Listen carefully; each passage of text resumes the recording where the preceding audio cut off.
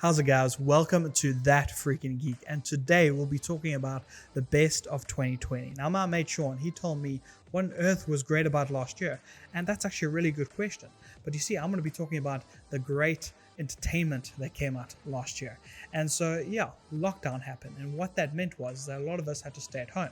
But I saw that as an opportunity because I finally watched that TV series that I said I would watch. Or maybe you're like me and never got around to watching that movie that people kept on recommending, but you finally got around to doing it. Or maybe you finally started on that backlog of video games that you never thought you would finish, but now you actually started with it.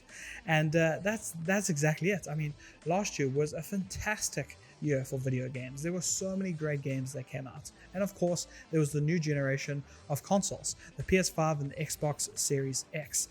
And then we go on to movies.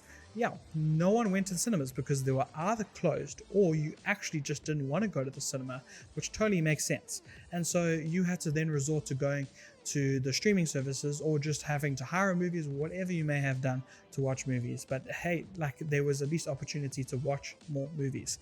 And then TV series, like a lot of production halted on TV series, but there was still a lot of TV series that came out in the year. And so there was tons of stuff to watch. And so it was absolutely an incredible year for all things entertainment. And so what I'm going to be talking about today is basically my highlights, the three movies, 3 TV series, and 3 video games that I think impacted me personally, and what I think needs to be spoken about, needs to be watched, needs to be experienced. So let's get into it now. Starting off with Jojo Rabbit. Now, I know this movie came out in 2019, but I only watched it in 2020, and a lot of other people only watched it in 2020 because here in South Africa, the cinemas only opened up this film last year. And guys, if you have not watched Jojo Rabbit, I think if I'd watched it in 2019, it would have been my movie of the year, but it is probably now my movie of the year in 2020. I'm going to cheat, I'm going to do it. But basically, it's a Taika Waititi masterpiece. It is so hilarious and so much fun. It is basically, I know on paper it sounds weird, but it's basically about a film about a Nazi kid who has an imaginary friend who is Adolf Hitler during the Nazi regime in the 1940s. And so on paper it sounds horrible, but it is a story of a child realizing what the real world is. And his journey through discovering that, you know what, actually what Adolf stood for was just not right. But you have to watch the movie. I'm not going to spoil it any further. You have to go watch Jojo Rabbit. It is so funny and so heartwarming. Next up, it is The Boys. Now, The Boys, when season 1 came out, I absolutely loved it. Superheroes, but let's just imagine superheroes in the real world. And that means they are totally messed up. They are totally not okay. They have tons of problems. And so when it comes to superheroes in the real world, it is going to look very, very different to what the MCU or the DC universe tells you. And basically in season 2, they upped it to even more ridiculous, absurd, incredible heights.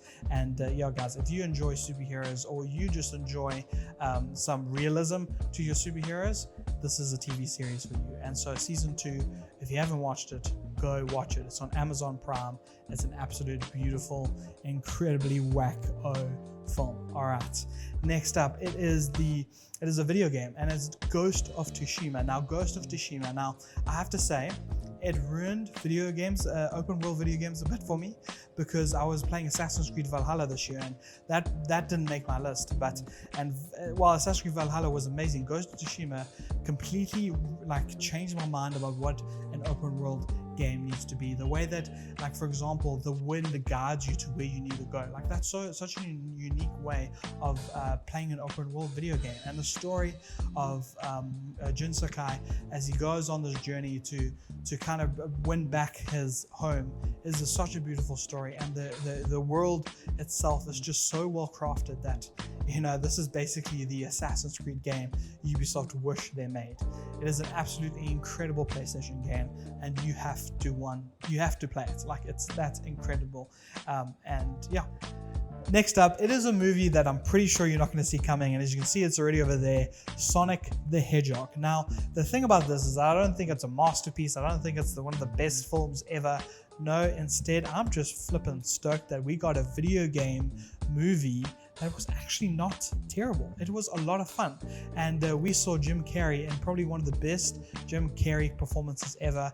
They took Sonic, and remember in the beginning there was all that controversialness that Sonic was looking terrible, and they actually made him look pretty decent. I don't know about you, but I really enjoyed it, and the reason why it was a highlight for me was because it literally came by surprise. I never thought it was going to be that good, and it was good. It was fun, it was enjoyable, and it's totally worth your time if you have the time to watch it. Please do. I think it's actually on Showmax right now. Go watch it because it's a hell of a lot of fun. Next up, it is Ozark, the third season in this incredible Netflix series. And if you like me and you liked Breaking Bad, then you really want to catch this series because it has very similar elements. And so it is basically about a family who gets kind of wrapped up in really bad crime, and they have to try and survive by doing anything that's necessary so that they can sell drugs and make money. It is incredibly powerful. And this season they build up a casino and they have to try and like launder the money through the casino. I'm not going to ruin the story, just know that it's absolutely incredible. The person who stars in it also directs and writes some of the episodes. He, in my opinion, is one of the best actors and best directors right now on TV. And so, guys, Ozark is really one that you have to go and see. Next up, it is a video game. Now, guys, Astros Playroom. Unfortunately, for a lot of people, in order to play this video game, you have to get a PS5 because it is a PS5 built-in game. Now, the PS5 is really stiff and really powerful, but what really makes it next gen is this controller. And its controller, it has this like haptic feedback feature. It has this triggers where if you pull a bow, you can feel the tension on the triggers, and a lot of games are not utilizing that yet. But the thing with Astros Playroom, it is literally a demo for the controller. It is so incredibly cool, and so I really do recommend that if you have a PS5, yes, there's incredible games that you can play on your PS5 like Spider-Man, Miles Morales, and Assassin's Creed Valhalla, but I really do think the first thing you need to pick up is Astros Playroom because it will show you what the DualSense controller can do. It will absolutely blow your mind, and it really made a big impact on me in 2020. Next up, it is the movie that a lot of people didn't go see this year, Tenet. Now, the thing with Tenet is that it is a mind-bending masterpiece. Oh my gosh, guys, I cannot recommend Tenet enough. I personally am a huge Christopher Nolan fan, and so I was there day one. I mean, look, even when the cinemas opened up again here in South Africa, like I literally said, cool, I have to go and watch this film. And guys, like the unfortunate thing with this is that it didn't sell well at the cinemas, and which was so sad. So I think right now it's on, you can go watch it online. You can either Google Play it or, Apple TV Plus it. Like, I don't know how you're going to watch it, but it's out there. Please go watch it. It should be watched in an IMAX theater, but you know what? We'll take the next best thing and just watch it at home. It is an incredible masterpiece that Christopher Nolan has made here, because he has gone and once again dealt something to do with time. And I'm not going to ruin it too much. To be honest, I don't exactly 100% understand what's going on. But in the film, it even says to you, stop trying to think about it. Stop trying to understand it. Just enjoy it. And that's what I recommend to you, because Christopher Nolan has made a cinematic masterpiece. Forget how confusing it is. Just watch it, because it is a joy for both your eyes and your ears. Yes, people are complaining it's too loud. You're wrong. Just enjoy it for what it is and stop complaining. All right, next up, it is a Netflix series called Dark. Now, Dark is this very mind-bending, time-traveling TV series that takes place, I don't want to ruin it, but it takes place in various times in the past, and basically it tells the story of this boy who goes missing in the first season.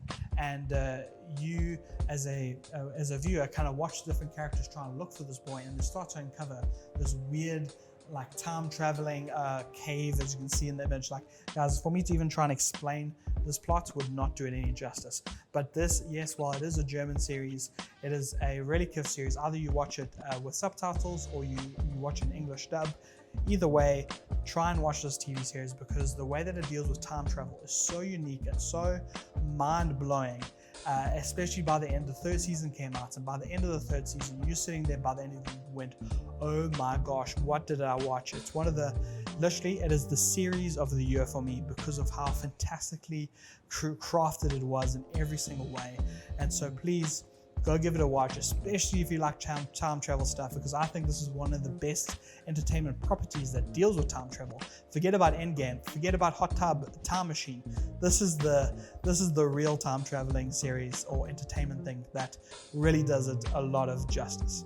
And so yeah, that is Dark. And then onto the last one, the 9th one. Like I said, I'm being very brutal, only giving 3 examples from each. And the last one is the video game The Last of Us 2.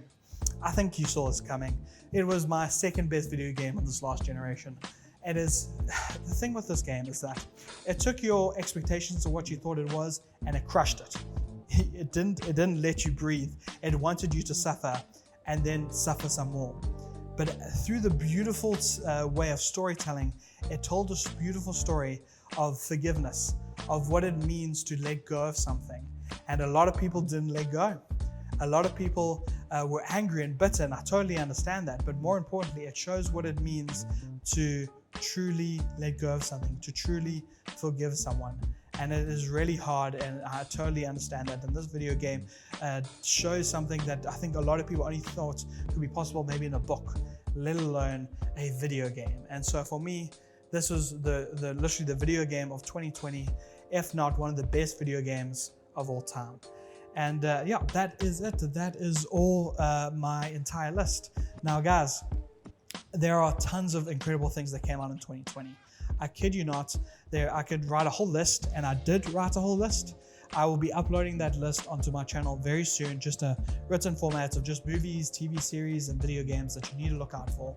And so, yeah, thanks so much. I hope you enjoyed this. Subscribe, follow, do all the things so that you can get more connected to this account. Thank you so much, and I'll see you on the next one. Bye.